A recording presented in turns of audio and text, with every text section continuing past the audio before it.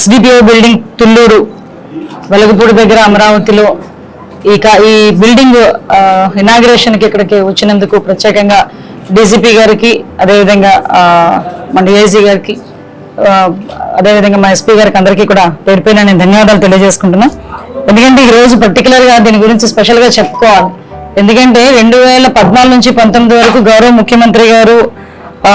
మన గౌరవ చంద్రబాబు నాయుడు గారు ముఖ్యమంత్రిగా ఉన్న ఆ టైంలో